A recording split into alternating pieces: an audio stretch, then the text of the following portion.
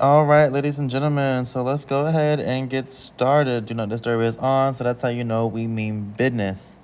So this part of the class, we're going to review those molar enthalpy diagrams. Those diagrams we talked about where you visually represent the molar enthalpy in terms of reactants and products. And we're going to recall that molar enthalpy, or delta H, is defined by delta H equals 1 mole times your heat term over that coefficient. This is your formula for calculating molar enthalpy.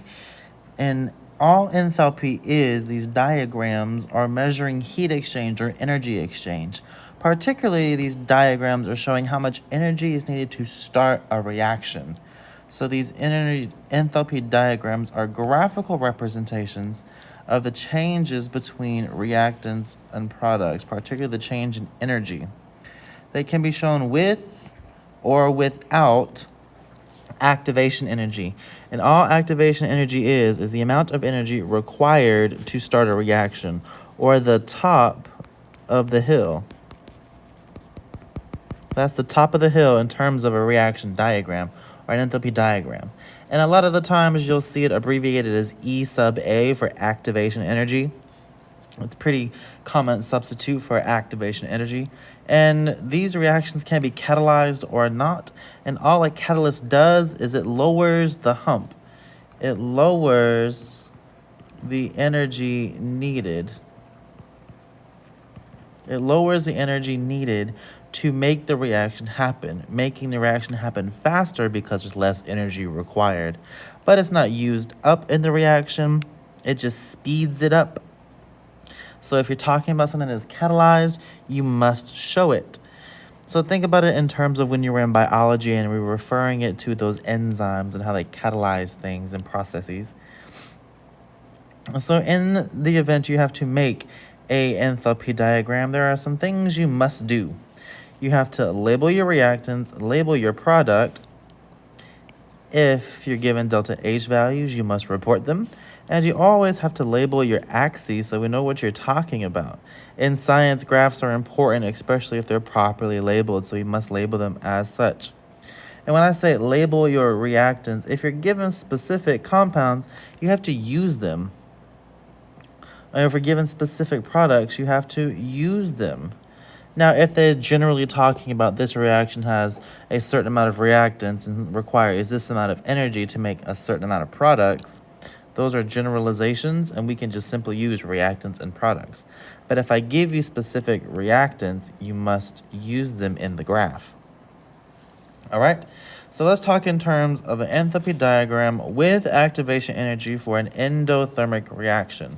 I want you to think back to that molar enthalpy where delta H is positive for endothermic reactions.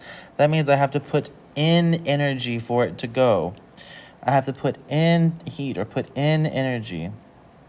For delta H to be positive, that means my energy is a reactant. It's a reactant. It's on the left-hand side of the arrow, so that means I'm putting it in, which makes your products higher in energy because you have to put in that extra energy to get it.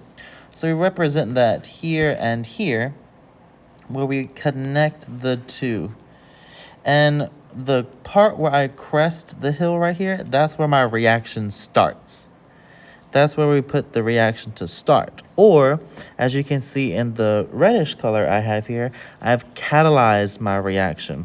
I've notated it on my graph, and I've color-coded it to where my catalyzation has that lesser hill to climb. Notice the difference in activation energies here. The catalyzed reaction happens much faster and requires less energy. My energy requirements are much less. And from where we start, down here at the reactants, to where we end up at the products, that distance between them is delta H. This distance between them, oh, that's bad. There we go. This distance between them is delta H, okay? So this whole distance we see, let me get my red highlighter out here.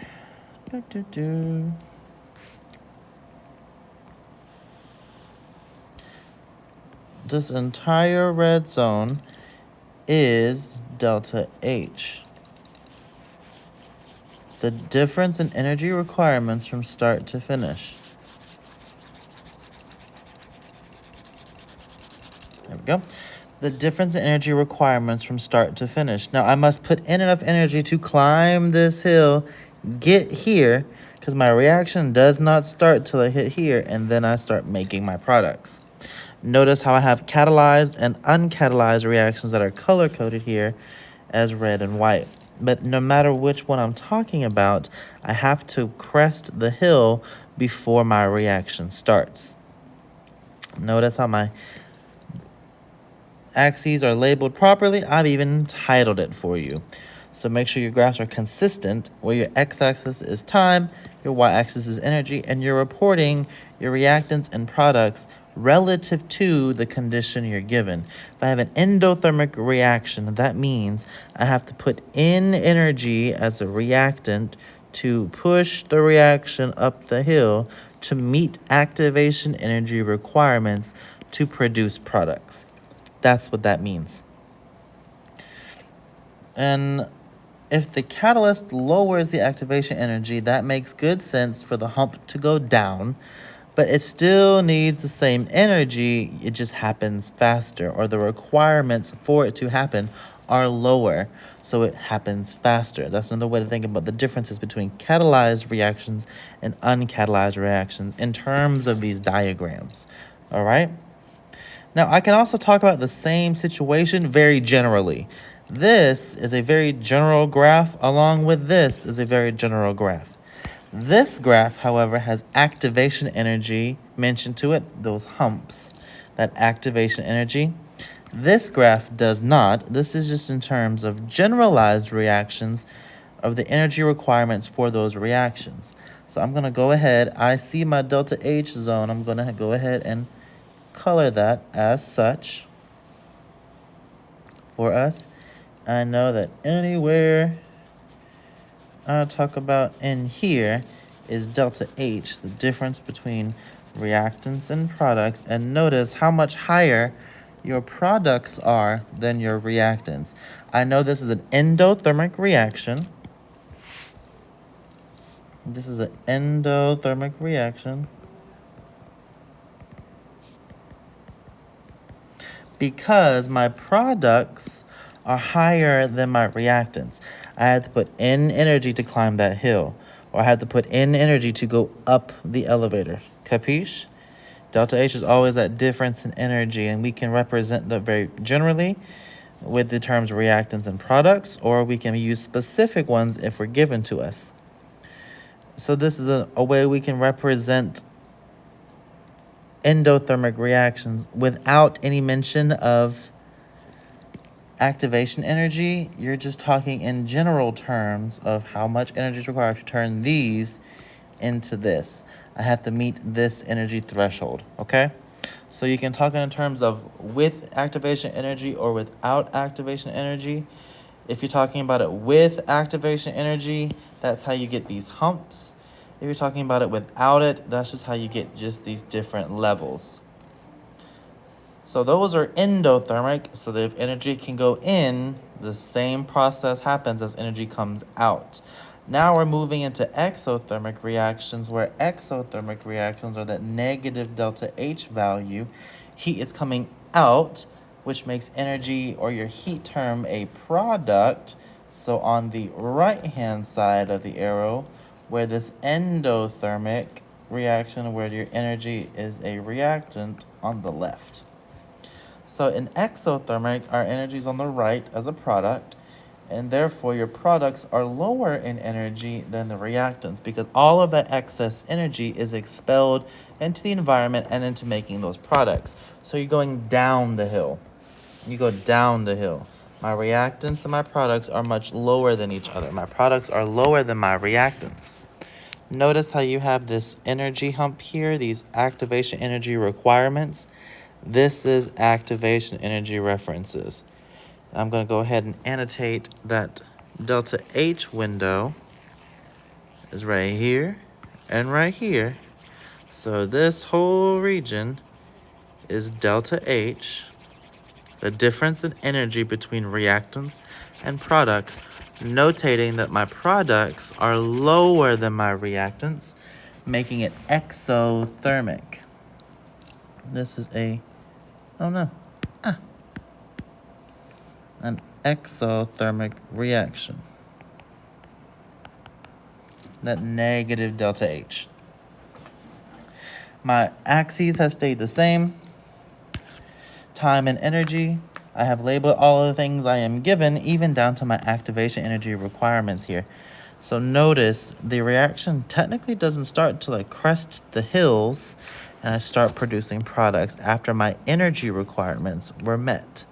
I have to become more stabilized and start shedding off some extra energy before I can start getting myself in line with my products.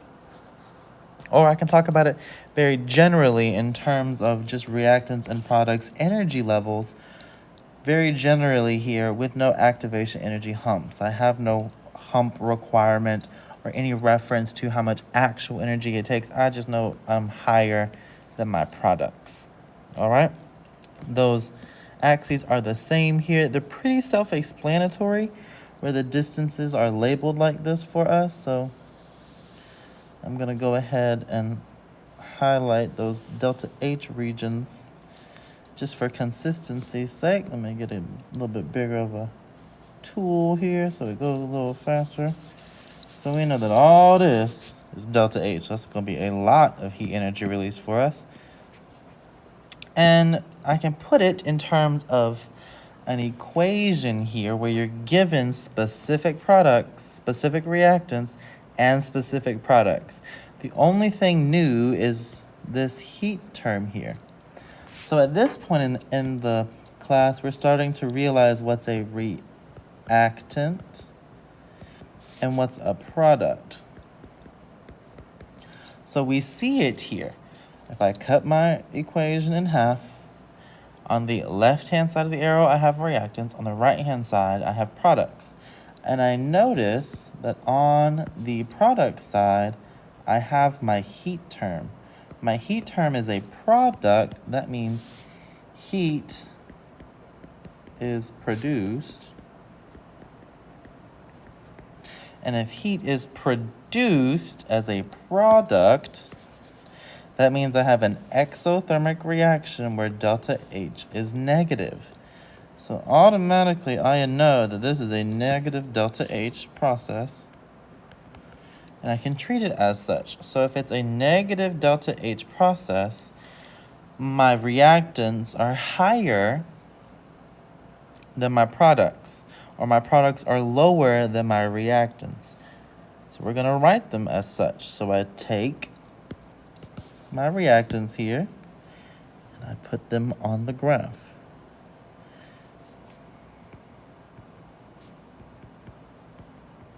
You have specific ones, so use them. And the positions are pretty arbitrary. However, the only thing that needs to be consistent is that the reactants are higher in energy than my products here. That's the consistent need. And I'm given off this 791 kilojoules of energy. So it's going out. So that makes delta H negative. So I know I'm going downhill for a negative 791.4 kilojoules of a delta H. I have done all my things required of me. I have met all the requirements in my notes. So I've labeled all my axes, done and done. I've used specific products and reactants that I've been given. I've indicated my delta H appropriately as it's given to me, because we know that this whole area, for this to drop this much, I have to shed that much energy. That's it. That's all. It's not too bad once you understand molar enthalpy. And the same thing happens in reverse as well. Here you're given specific products, but let's talk about in terms of reactants and products. I have reactants, and I have products. Let's just notice that heat term. That heat term is now over here, making it a reactant. So that means energy has to go in for me to go up the hill. So if energy is a reactant, it has to be an input. I have to go up the hill to make them. Now, I don't know any special requirements about activation energy, so I just know that the reactants are generally lower than the products, because I have to go up the energy hill to make them.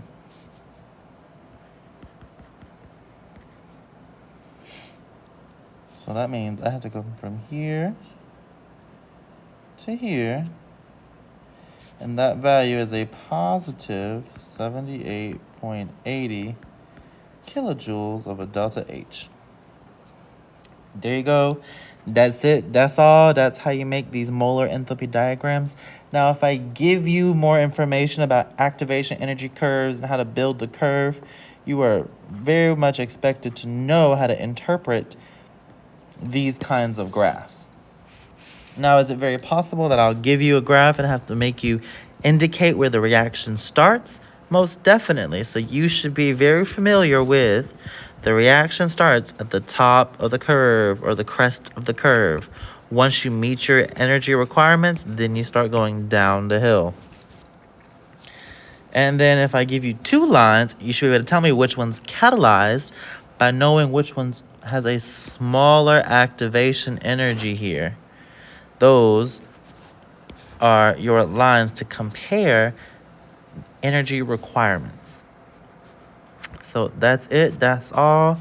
If you have questions, send me an email. I'm happy to help where I can. Until next time.